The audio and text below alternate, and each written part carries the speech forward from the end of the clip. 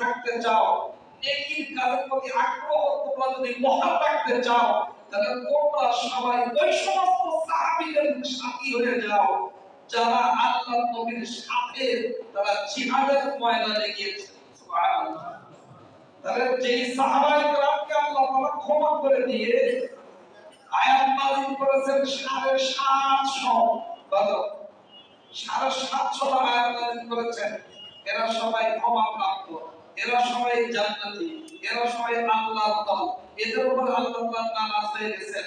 এবং সাহাবীদের প্রতি যদি এই নির্দেশ হয় তোমরা ভালো মানুষ সত্যবাদীদের সাথে থাকো, তাহলে আমরা কি আমাদের অবশ্যই ভালো মানুষের সাথে থাকা আরো বেশি জরুরি। সাহাবা কেন ভাই সাহাবী বলা হয়? যারা নবীর সোহবতে বসেছেন, ঈমানের সাথে দেখেছেন, নবী তাকে দেখেছেন, ঈমানের উপরে যাদের মৃত্যুবরণ হয়েছে তাদেরকে সাহাবী বলা হয়, সাথী। তো আমরা সাহাবী হতে পারবো না, তবে সাহাবীদের সাথে যদি জান্নাতে যেতে চাই, যে সাহাবায়ে কেরাম দ্বীন ও শরীয়তের মডেল, আল্লাহ তাআলা বলেছেন যে তোমরা সেভাবে ঈমান আনয়ন করো যেভাবে সাহাবায়ে কেরাম ঈমান এনেছে। মানুষ ঈমান আনয়ন করেছেন, তার মানে সাহাবায়ে কেরাম ঈমান আনয়ন করেছেন। তাহলে সাহাবায়ে কেরাম মডেল। আমরা সাহাবী হতে পারবো না, তবে যদি আমরা সত্যি ভালো মানুষ হতে চাই, আল্লাহ ওয়ালা হতে চাই, গুনাহ যোগ্যতাটা এটা যদি আমাদের এটা ভিতর থেকে বের করতে চাই, গুনাহ এটা যদি আমরা পাপ করাতে চাই, নেকির প্রতি আগ্রহ আর ভালোবাসা ভিতরে টান যদি আমরা তৈরি করতে চাই, তাহলে হক্কানি রব্বানি বুজুর্গ উলামায়ে কেরামের সোহবতে যাওয়া ছাড়া এই উম্মতের সামনে দ্বিতীয় কোনো রাস্তা খোলা। আমাদের বড়রা তারা সোহবতে গিয়েছেন, বড়দের সোহবতে গিয়ে ভালো হয়েছে। বড় নারী যখন ভালো সোহবতে যায়, তখন ওই নারী আম্মাজান আয়েশার মতো, আম্মাজান খাদিজা রাদিয়াল্লাহু তাআলা আনহার মতো হয়ে যায়। কোন পুরুষ যখন কোন ভালো মানুষের সোহবতে যায়, তখন যুগের শ্রেষ্ঠ ওলি হয়ে যান, ওলির পিতা হয়ে যান। ইমাম বুখারীর নাম কি? মুহাম্মদ। ইমাম বুখারীর নাম কি বলেন না? ইমাম বুখারী হয়েছেন ইমাম ভাই।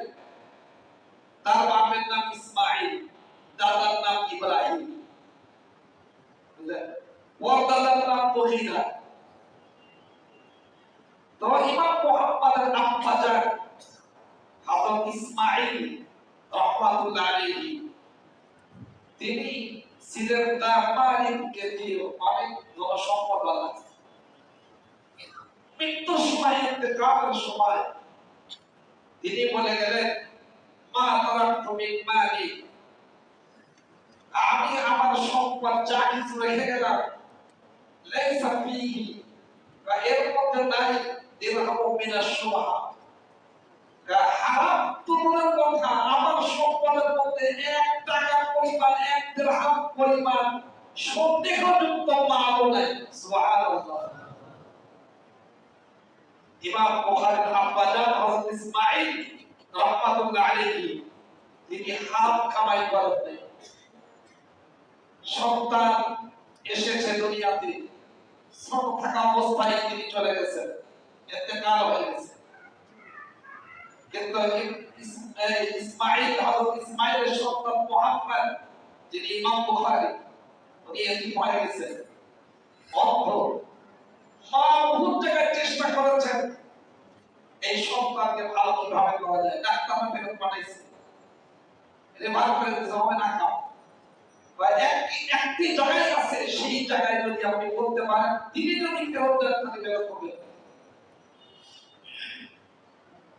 তো ইমাম বুখারীর মা, তিনি তাহাজ্জুদ রোজা ছিলেন, জিন্দেগিতে কখনো তাহাজ্জুদ কামাই দেন। তিনি আল্লাহর কাছে দোয়া করছেন, তাহাজ্জুদ করে কান্নাকাটি করছেন, ঘুমিয়ে আছেন, স্বপ্নে দেখছেন ইব্রাহিম আলাইহিস সালাম বলছেন, হে মুহাম্মদের মা, চিন্তা করো না, লা তাহজানি, তুমি চিন্তা করো না, তুমি ঘুম থেকে ওঠো, দেখো ইন্নাল্লাহ রাদ্দা বাসারা ইবনিক, আল্লাহ তাআলা তোমার সন্তানের চোখের দৃষ্টিশক্তি ফিরিয়ে দিয়েছেন, তুমি যাও দেখো। ইমাম বুখারীর মা উঠে গিয়ে দেখে সন্তান তার দিকে ফেলফেলে তাকিয়ে আছে। সুবহানাল্লাহ। মা কেমন আর বাপ কেমন। ইমাম বুখারী এমনি বুখারী আনলেন, তিনি কি পরিমাণ গুনাহ থেকে বেঁচে থেকেছেন, সন্দেহজনক জিনিস থেকে দূরে থেকেছেন, কষ্ট করেছেন। ইনি আবার অর্থ হয়ে গেছেন, রোদের মধ্যে সফর করছেন এদের অর্জনের জন্য, রোদের মধ্যে চলতে চলতে আহত হয়ে গেছে। এরপর চিকিৎসার মাধ্যমে চোখ ভালো হয়েছে। ইমাম বুখারী রাহমাতুল্লাহ আলাইহি 40 বছর পর্যন্ত তার তরকারি খাওয়ার মতো তৌফিক হয়নি,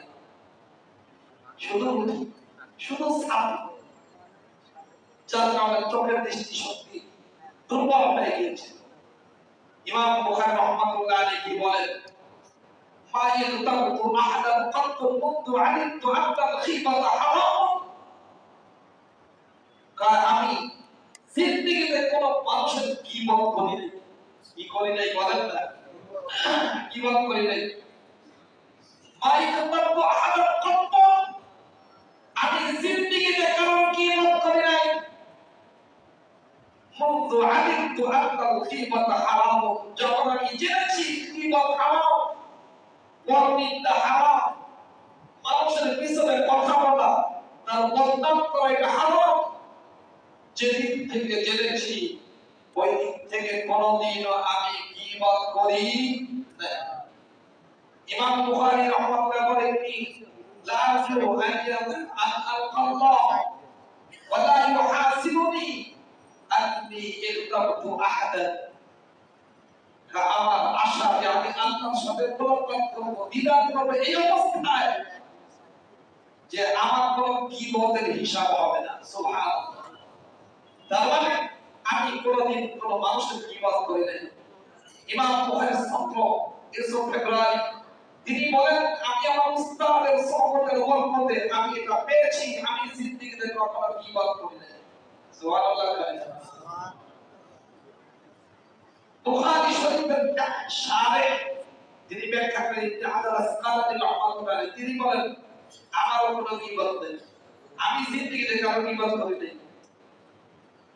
এইভাবে আস্তে আস্তে রশিদ আহমদ গাঙ্গুহি রাহমাতুল্লাহ আলাইহি, শাইখুল হিন্দ মাহমুদ হাসান দেওবন্দি রাহমাতুল্লাহ আলাইহি, শাইখুল আরব আল আজম, শাইখুল ইসলাম ওয়াল মুসলিমিন ওয়া আয়াতুন মিন আয়াতি রাব্বিল আলামিন, শাইখুল ইসলাম আল্লামা হোসেন আহমদ মাদানী রাহমাতুল্লাহ আলাইহি তারাও বলেন যে অন্যান্য গুনার কারণে আমি গ্রেফতার হতে পারি, কিন্তু কোনদিন আমি গীবত করি নাই। গীবতের কারণে কিয়ামতের ময়দানে মন্দ হবে না ইনশাআল্লাহ।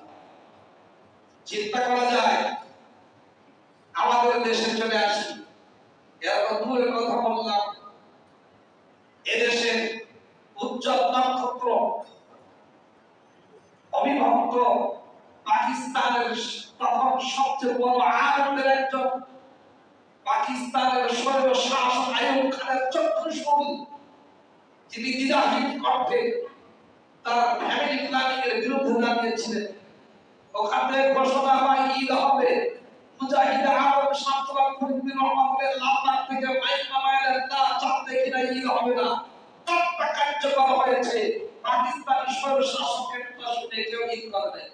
এইভাবে ফ্যামিলি প্ল্যানিং জারি করবে। আমাদের দেশে কিছু 1 মিলিয়ন খ্রিস্টান মাস হাত দিছে, তার কোনো সমস্যা নেই ফ্যামিলি প্ল্যানিং, কিন্তু সব মুজাহিদ আলম শামসুল ফরিদী রহমাতুল্লাহ আলাইহি বলেছেন, না ফ্যামিলি প্ল্যানিং এটা জায়েজ নেই, হারাম, এটা আল্লাহ চায় না।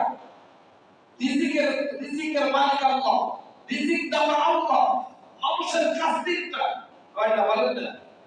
1 নম্বর এটা আমরা মানুষ ঠিকমতো উৎপাদন করবে।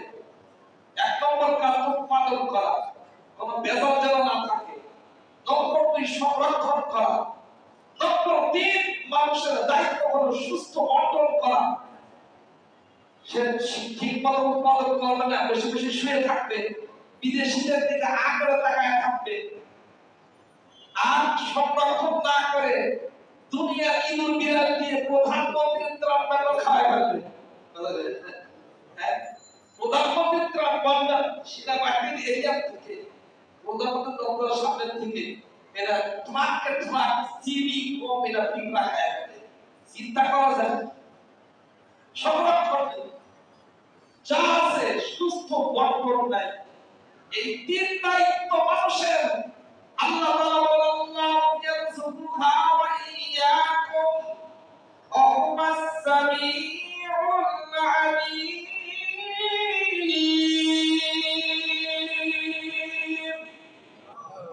তোমাদের এবং পৃথিবীর সকলের রিজিক আমি আল্লাহই দিই। কে বলেন না? ওয়া মিন দাব্বাতিন ফিল আরদি ইল্লা আলাল্লাহি রিজকুহা। এই জমিনে যত বিচরণশীল জিনিস আছে সবার রিজিকের জিম্মাদার কি? আল্লাহ তাআলা বলেন ওয়ালা তাকতুলু আওলাদাকুম খাশিয়াতা ইমলাক।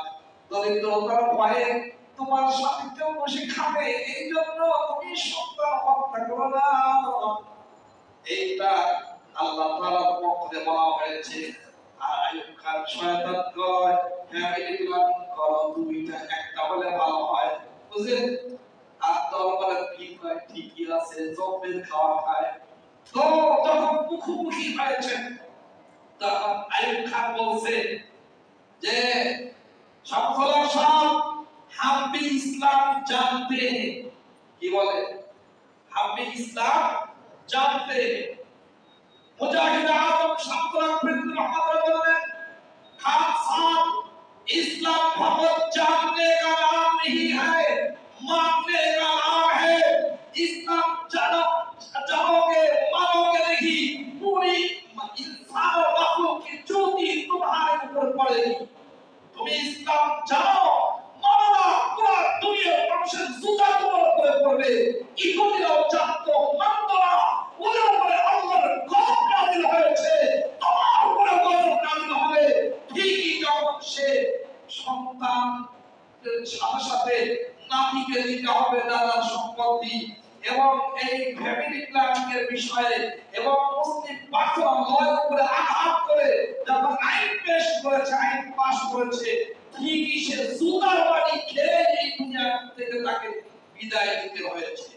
আফসোস হলো এইটা, পাকিস্তান যে আইন করে এই স্বৈর শাসক জুতার বাড়ি খেয়ে পৃথিবী থেকে বিদায় করলো, তাদের থেকে স্বাধীনতা আনতে গিয়ে লক্ষ প্রাণ চলে গেল। সেই স্বাধীন দেশে আইয়ুব খানের করা আইন এখনো বিদ্যমান। বলেন এর নাম বুঝি স্বাধীন, এর নাম বুঝি স্বাধীনতা। যাই হোক, আমি আসছিলাম ওই জায়গায় যে মুজাহিদের আজম আল্লামা শামসুল ফরিদুল্লাহ রহমাতুল্লাহ আলাইহি তিনি বলেন কিয়ামতের ময়দানে কোন গুনাহে আমি গ্রেফতার হতেও পারি, কিন্তু জিন্দেগিতে কখনো আমি কারোর গীবত করি না। গীবত কারে কয় ভাই? হ্যাঁ, বলো পিছনে কথা বলা, সামনেও আছে, এটাও এক তারিখের মধ্যে আছে, সংখ্যার মধ্যে। একজনের পিছনে তার গীবত করা, যেটা তার মধ্যে নাই, এটা বললে তো বুহতান, এটা হলো অপবাদ। আর যেটা আছে শুনলে সে কষ্ট পাবে, সংশোধন কারীর কাছে না বলে বাইরে বাইরে বলে ফেললো, তাহলে এইটা গীবত হবে। এমনকি সামনাসামনি যদি কষ্ট দেয় কাউকে, এমন কোন কথা বলে যেটা তার মধ্যে আছে বা নাই, এর কারণে কষ্ট হবে, এর দ্বারা কবিরা গুনাহ হবে, অন্য ভাইকে কষ্ট দেওয়ার কারণে। তো এই গীবত যে ইমাম বুখারী রাহমাতুল্লাহ আলাইহি তিনি বললেন যেদিন থেকে জেনেছি কুনতু আরিফতু আন্নাল গীবাত হারাম, ওই থেকে গীবত করি নাই। ওই বুখারীর নাম দিয়ে ওই বুখারীর পরে বুখারীর উপর আমল করার কথা বলে বুখারীর সুন্নাহ দিয়ে আজকে গীবতের দরজাকে উন্মুক্ত করে দিয়ে গীবত এবং সমালোচনার ফাঁদ তুলে উলামায়ে কেরামের মর্যাদা নষ্ট করে দিয়ে উম্মতের মধ্যে ফাটল সৃষ্টি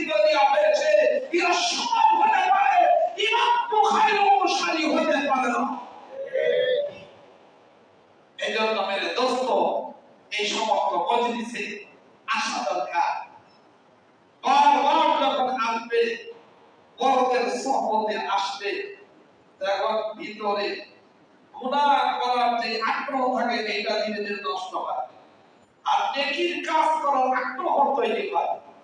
এই জন্যই আমাদের উলামায়ে কেরাম লিখেছেন, ইমাম গাজ্জালী রাহমাতুল্লাহ লিখেছেন, আমার শায়েখ মুর্শিদ হযরত আরিফ বিল্লাহ প্রিন্সিপাল মিজানুর রহমান চৌধুরী সাহেব আফসোস করে বারবার উলামায়ে কেরামের মজলিসে বসে বলেন, উলামায়ে কেরামকে বলেন যে আল্লাহ ওয়ালাদের সোহবতে থাকা, আল্লাহ ওয়ালা না পাইলে কি করবে তাহলে?